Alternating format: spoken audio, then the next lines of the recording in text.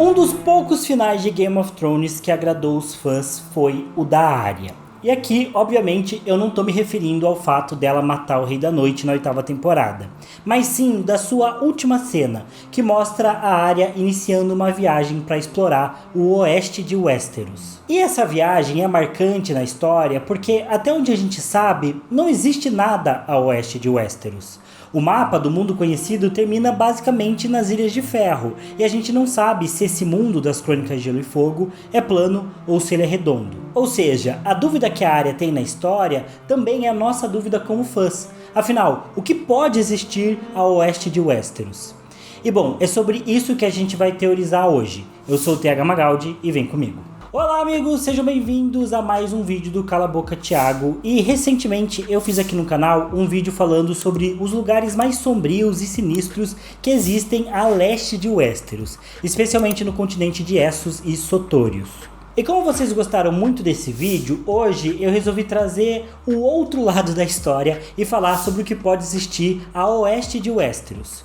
Porém, só existe um problema para essa ideia de vídeo, é que a gente não tem nenhuma pista sobre algo concreto que exista a oeste de Westeros. Como eu falei na introdução desse vídeo, no final de Game of Thrones, a Arya basicamente assume essa skin de aventureira e parte numa expedição para explorar o oeste. E esse é de fato um final muito legal para a personagem, porque faz uma relação direta entre a Arya e a princesa Nymeria, a antiga princesa Rhoynar, que para fugir da conquista de Valíria, também reuniu o que tinha restado do seu povo e partiu para o oeste para buscar uma nova casa. Obviamente, como a Nymeria e os Rhoynares viviam em Essos, ao viajar para o oeste, eles eventualmente encontraram Westeros, e os Rhoynares fixaram sua casa em Dorne e juntos com os Martell conquistaram toda a região. E a Arya, com a sua personalidade rebelde e muito destemida, sempre viu a princesa Nymeria como uma referência, tanto que ela deu esse nome justamente para sua loba. E no final de GOT, ela basicamente fecha o seu ciclo de desenvolvimento de personagem ao também fazer uma expedição própria para desbravar o desconhecido, assim como a maior referência dela na história fez muitos anos antes. E assim, é óbvio que nem tudo do final da Arya em Game of Thrones foi bom, longe disso. Mas esse detalhe pelo menos é algo que a gente pode se apegar ali do final da 8ª temporada. Inclusive, durante a série, a Arya também já tinha falado sobre explorar o oeste de Westeros e explorar esse desconhecido. Lá na 6ª temporada, no episódio 8, quando a Arya está conversando justamente com aquela atriz que ela precisa matar numa missão da Casa do Preto e do Branco, a Arya pergunta para a atriz o que existe no oeste. E depois ela mesma conclui que ninguém sabe porque é onde os mapas acabam. E bom, apesar desse final ser interessante para a personagem da Arya, realmente para os fãs faz muito tempo que essa pergunta também fica presa nos limites do mapa do mundo de Gelo e Fogo. Afinal, existe alguma coisa a oeste de Westeros? Existe alguma informação ou teoria que a gente possa explorar realmente sobre esse assunto e ter alguma resposta? E sim, existe. E o mais interessante é que essa teoria acaba passando por uma das personagens mais inusitadas e influentes da história de Westeros e que a maior parte dos fãs basicamente não sabe muito bem da existência dela. E é claro que aqui eu tô falando da Elisa Farman, uma outra mulher rebelde e exploradora que viveu em Westeros mais de 250 anos antes da Arya nascer. Mas quem foi Elisa e por que ela é importante para a história? Elisa Farman foi a filha do Lorde da Ilha Leal, que também é chamada de Ilha Bela em alguns momentos, uma pequena porção de terra que fica na costa oeste de Westeros e é submissa aos Lannisters de Rochedo Casterly. E a história diz que desde criança a Elisa era muito parecida com a Arya, bastante voluntariosa, destemida, rebelde e um pouco fora dos padrões de uma dama ali da sua época. A Elisa era descrita como sendo boa com arco e flecha, uma criança que adorava cantar e andar de cavalo, mas que acima de tudo amava velejar. Tanto que, desde pequena, ela havia passado mais tempo no mar do que em terra. E quando chegou na adolescência, ela já tinha navegado tanto para o norte, chegando na Ilha dos Ursos, quanto para o sul, chegando na Árvore, a ilha sede da casa Redwyne. Porém, o grande sonho da Elisa sempre tinha sido navegar para o oeste. Já na sua época, haviam muitas teorias do que poderia haver ao oeste de Westeros. Inclusive, um ancestral da Arya, o rei Brandon Stark, o construtor naval, também já tinha tentado navegar pelo Mar do Poente buscando novas terras inexploradas e ele próprio tinha desaparecido. Além disso, já nessa época fazia parte da cultura dos Nascidos de Ferro acreditar em lendas de que, ao oeste, havia uma certa terra paradisíaca e muito fértil na qual não existiam invernos.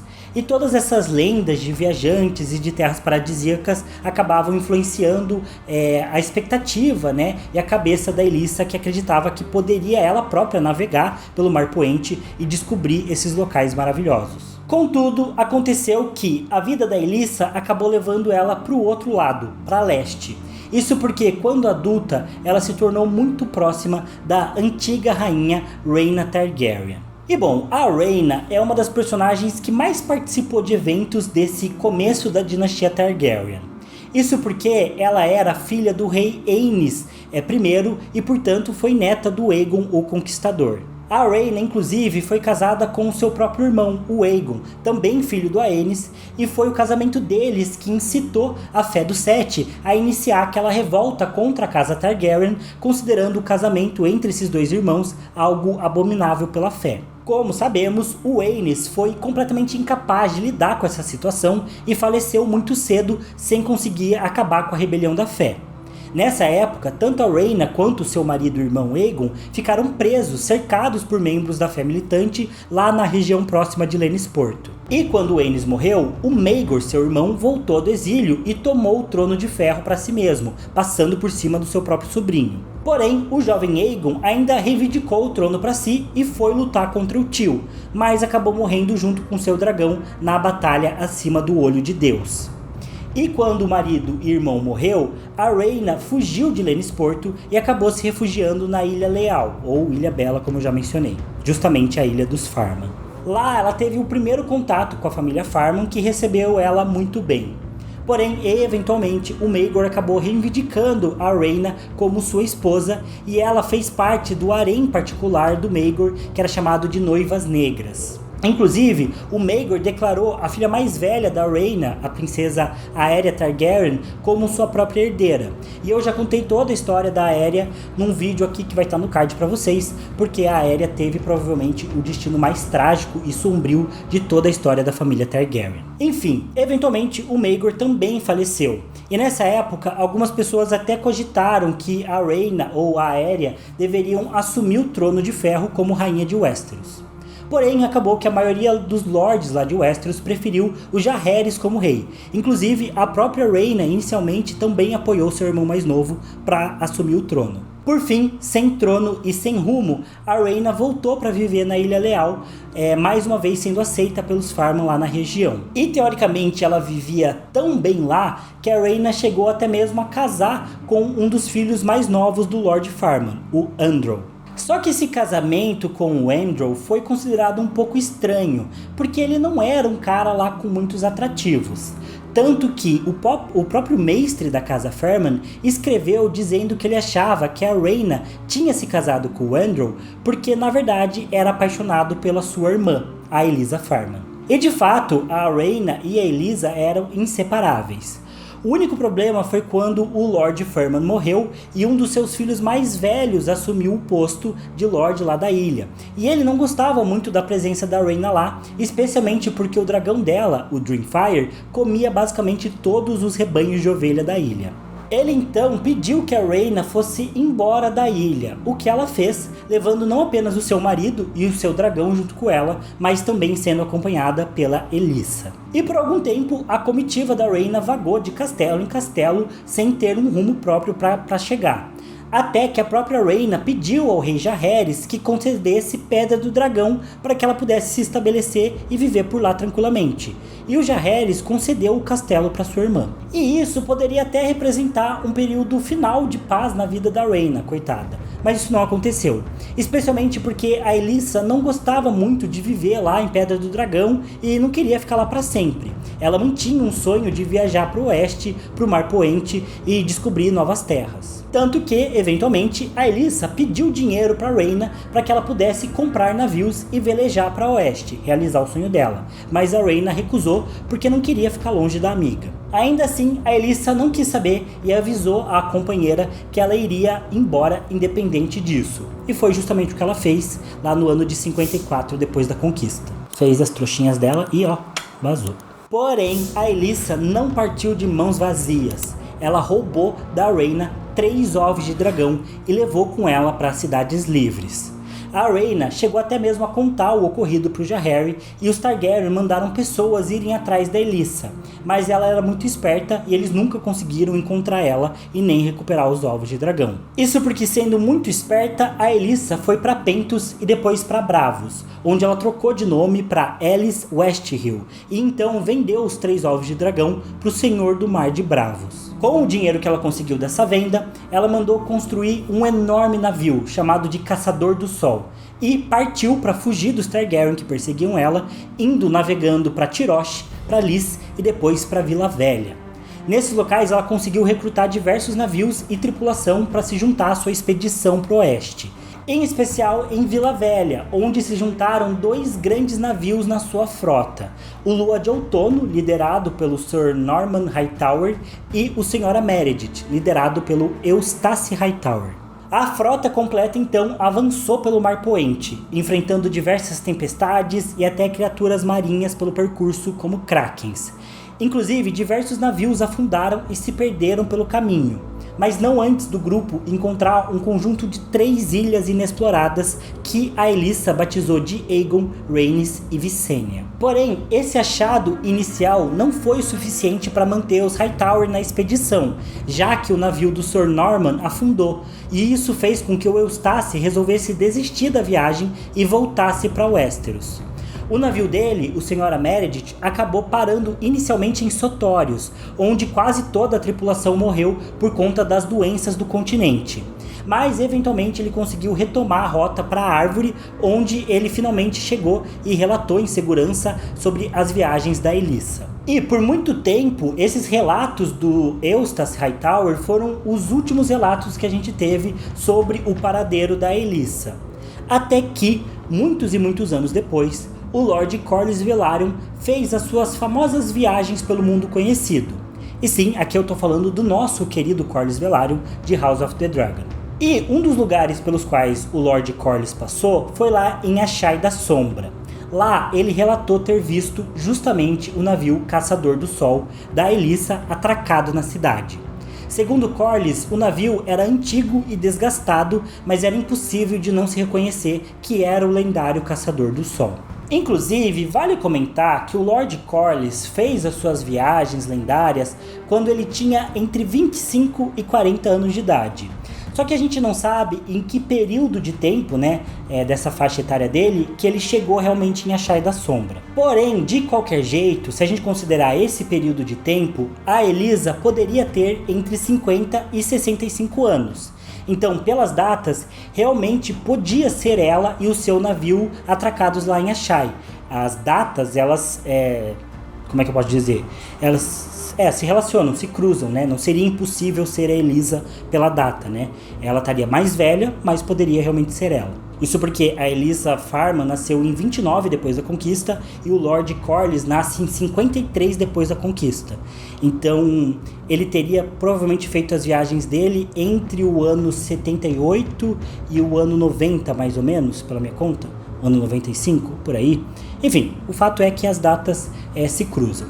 Só que, ao mesmo tempo, depois dessa pequena citação do Lord Corlys Velaryon, a gente não tem mais nenhum relato sobre a Elissa e o seu navio. A gente não sabe mais o que pode ter acontecido com ela. E bom, eu contei aqui toda a história da Elissa Farman, mas ainda não respondi a pergunta inicial do vídeo.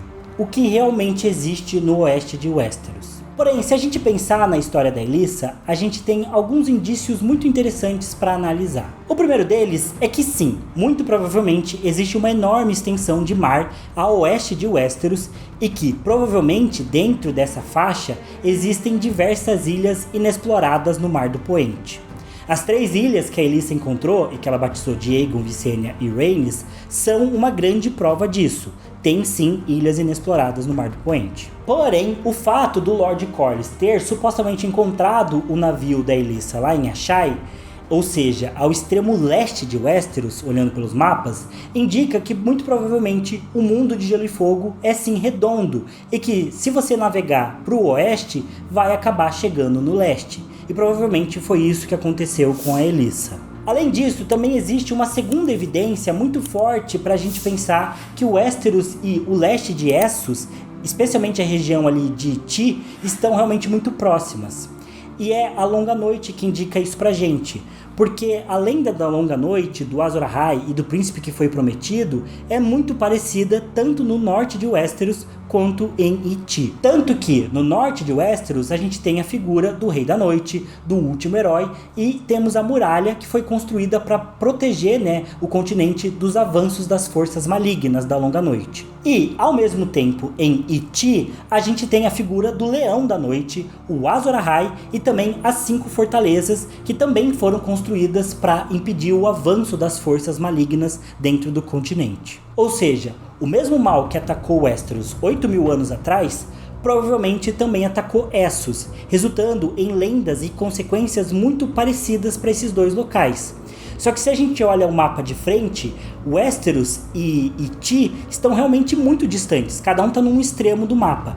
E só faz sentido essas lendas serem tão parecidas nesses dois lugares se o mapa der a volta e eles acabaram se encontrando no outro ponto. Então, provavelmente, se você for muito para oeste, você vai acabar parando no leste. E aqui vale comentar que eu já expliquei um pouco mais sobre Ti e toda essa lenda, do Leão da Noite, que se relaciona com Westeros, num vídeo que vai estar aqui no card, justamente o vídeo no qual eu falo sobre os mistérios a leste de Westeros. Mas agora, lembra que eu falei que a Elissa era uma das personagens mais influentes da história das Crônicas de Gelo e Fogo, mesmo que os fãs de modo geral não se lembrem muito dela? Bom, isso acontece porque os ovos de dragão que a Elissa vendeu para o Senhor do Mar de Bravos, muito provavelmente foram parar nas mãos delicadas da Daenerys Targaryen quase 250 anos depois. Já vejo o Wallace, membro aqui do canal, comentando que não devia falar da Daenerys na sua frente, que eu ia apanhar. Se fosse ligar... Meu Deus. Que ele não sabe o que eu sofro, né? Sofro calado. Pronto. Por que você sofre calado? E isso resultou não só no ressurgimento da casa Targaryen, como no próprio ressurgimento dos dragões lá em Essos tantos e tantos anos depois. Ou seja, se Elissa não tivesse fugido e roubado os ovos da Rhaena, talvez não houvesse Daenerys Targaryen e a sua maravilhosa história para ser contada nas Crônicas de Gelo e Fogo. E agora, saindo um pouco aqui do meu modo criador de conteúdo e entrando no meu modo fã, caceta, George R. R. Martin, como é que o cara consegue pensar em tudo isso? O cara é um gênio, não dá. Simplesmente ele é genial. Ele podia ter feito os ovos da Daenerys, ter saído, da terra. Não precisava dar uma explicação. Mas ele consegue criar uma história 250 anos antes, da Daenerys nascer, para justificar como que os ovos de dragão foram parar nas mãos dela. E que faz sentido dentro de todo esse universo cheio de personagens. O cara é simplesmente genial. Mas enfim, voltando aqui pro vídeo. Porque ainda não terminou. Porque muitos fãs também especulam que, além da Elissa ter toda essa importância na história, se ela realmente parou em Achais das Sombras, pode ser que ela tenha ficado por lá. Pode ser que ela tenha aprendido a ser uma umbromante, uma feiticeira das sombras. E que, eventualmente, depois de muitos anos de treinamento, ela pode ter saído de Achai e ido talvez para Qarth, onde ela assumiu um novo nome, que quem sabe pode ser Quaithe. E sim, através dessa teoria, a gente consegue também traçar um paralelo de que a Elissa poderia ser a Quaithe. E uma das maiores referências disso é o que a própria Quaithe fala para Daenerys. Um dos conselhos que ela dá, dizendo que para Daenerys ir para oeste, ela precisaria ir para leste. E isso basicamente é uma referência invertida do que a própria Elissa Farman fez muitos anos antes. Ela quis ir para oeste e parou no leste. Então ela dá esse conselho para Daenerys. E é claro que muita gente tem outras teorias sobre a identidade da Quaithe, dizendo que ela é a Shiera Seastar, uma das filhas do Aegon IV, o indigno e amante do Corvo de Sangue, ou mesmo que ela pode ser a Ashara Dayne, a irmã do Arthur Dayne e um dos crushes lá do Ned Stark. Mas, sinceramente, pra mim, a teoria da Elissa ser a Quaithe faz muito mais sentido. Especialmente porque existe essa referência na história da Elissa ter estado em Achai das Sombras. E também ela poderia querer ajudar a Daenerys porque a Dany pode lembrar ela muito da Rhaena Targaryen, uma amiga antiga que ela própria abandonou e que talvez isso tenha colocado um peso na consciência da Elissa e agora ela quer compensar ajudando a Daenerys a voltar ao poder. Porém, todavia, entretanto, esse tipo de teoria a gente só vai conseguir confirmar com os próximos livros, como eu sempre digo aqui. Agora, quanto à ideia da Arya estar desbravando o Oeste e seguindo os mesmos passos da Elissa Farman, muita gente disse que isso poderia ser uma premissa para um novo spin-off de Game of Thrones e tudo mais. Então, em vez de fazer um spin-off de Jon Snow, fazer um spin-off da Arya desbravando o Oeste. Mas, sendo sincero, eu acredito que, por mais que esse final combine com a personalidade da Arya na série, e possa ser realmente o final que ela vai ter, ou algo parecido que ela vai ter nos livros, eu acredito que a Arya não vai encontrar nada a oeste de Westeros. Assim como a Elissa fez muitos anos antes, provavelmente a Arya vai rumar para o oeste e parar no leste, encontrando só a Chai das Sombras. Por isso, pra mim, não tem nenhuma história pra gente extrair daí num spin-off novo. No máximo, eu acredito que a Arya poderia ser uma pessoa importante dentro das Crônicas de Gelo e Fogo, sendo responsável por cartografar, né, um novo mapa ali pra Westeros e pra Essos, indicando que, né, o mundo é redondo e que Westeros, enfim, se conecta a Essos. Mas, sendo bem sincero, isso não seria algo tão interessante da gente ver, né, numa série de TV. Mas enfim, pessoal, essa aí é a minha teoria, o meu resumo aí sobre o que existe a oeste de Westeros. Eu usei como base para fazer esse vídeo aqui, um vídeo que tem esse mesmo título lá do Alt Shift X, mas inclui várias outras informações minhas, mas vou deixar o vídeo original dele na descrição para vocês, caso vocês queiram conferir. E também não se esqueçam de deixar nos comentários o que vocês acham, né, sobre tudo isso que eu falei, sobre a história da Elissa Farman, se ela é a Quaithe ou não, se os ovos de dragão que ela roubou são os ovos que a Daenerys tem na história, se a Arya vai seguir os mesmos passos dela no livro também, se ela vai encontrar alguma coisa a oeste, se vocês acham que não, que o mundo das Crônicas de Gelo e Fogo não é redondo, que ele é plano e que existe um novo continente, né, mais pro oeste. Enfim, deixem as teorias de vocês aí nos comentários que eu vou estar sempre lendo e respondendo tudo que eu puder. Não se esqueçam de deixar o like, se inscrever no canal, considerem se tornar membros que vocês vão ter aí sempre um vídeo extra por semana e eu vejo vocês no próximo vídeo. Valeu, falou e até mais.